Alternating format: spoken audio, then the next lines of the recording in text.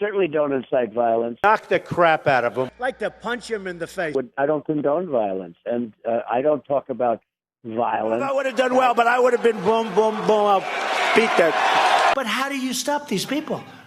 You can't. There's no... That's only in the panhandle you can get away with that statement.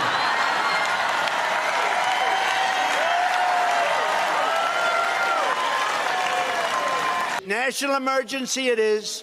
And if you look at the border and you look at the hundreds of thousands of people that are invading, or at least trying to invade our country, you would know that we need it. When Mexico sends its people, they're not sending their best. They're bringing drugs. They're bringing crime, they're rapists, and some, I assume, are good people. Democrats want to invite caravan after caravan of illegal aliens to pour into our country. I don't think so. That's an invasion. I don't care what they say. I don't care what the fake media says. That's an invasion of our country. I consider it to be an invasion. As you know, Mr. President, the caravan was not an invasion. Because I consider it an invasion. You and I have a difference of opinion. But the border city of El Paso, Texas, used to have extremely high rates of violent crime. Now, immediately upon its building, with a powerful barrier in place, El Paso is one of the safest cities. They got so many people voting illegally in this country. It's a disgrace, okay? It's a disgrace. But how do you stop these people? You can't. There's no... I don't know if I'll do the fighting myself or if other people will. Maybe he should have been roughed up, because it was absolutely disgusting what he was doing. Try not to hurt him. If you do, I'll defend you in court. Don't worry about it. In the good old days, this doesn't happen because they used to treat them very, very rough. And when they protested once, you know, they would not do it again so easily. We become weak. We become weak. And you know what? The audience swung back. And I thought it was very, very appropriate. The audience hit back. And that's what we need a little bit more of now. Part of the problem and part of the reason it takes so long is nobody wants to hurt each other anymore, right? I don't know if I would have done well, but I would have been out there fighting, folks. I don't know if I would have done well, but I would have been boom, boom, boom. I'll beat that. Any guy that can do a body slam, he's my kind. This is an invasion.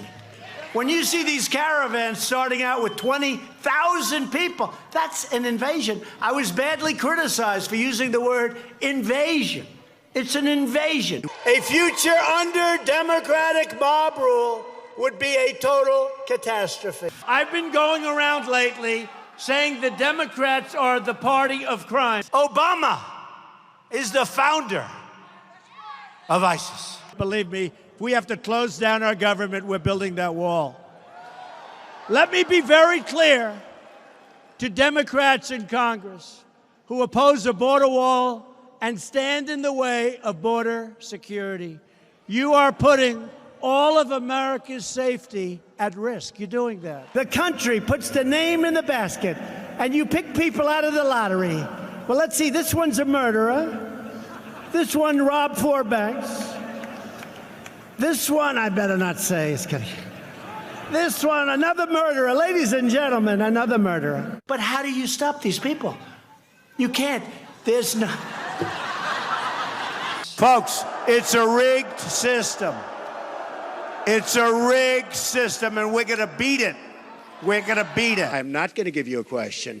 You are fake news. If you see somebody getting ready to throw a tomato, knock the crap out of them, would you? Seriously. I'd like to punch him in the face, I'll tell you.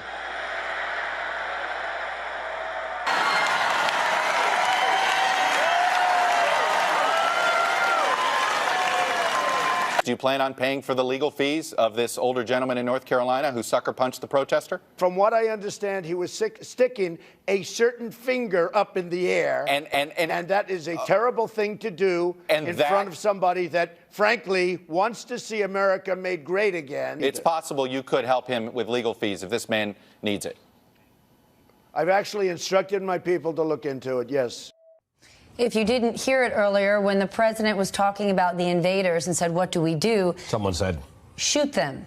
And that's when he said, you can only say that and that's in the what panhandle. Jonathan Greenblatt was making the point that when somebody says something like that, and President Trump has had numerous opportunities where somebody has said something distasteful or hateful in his audience, and unlike John McCain, who we point out, he doesn't take that moment to stop it, to correct it, to shut it down. He lets it go and he smirks. And that's the effect you have.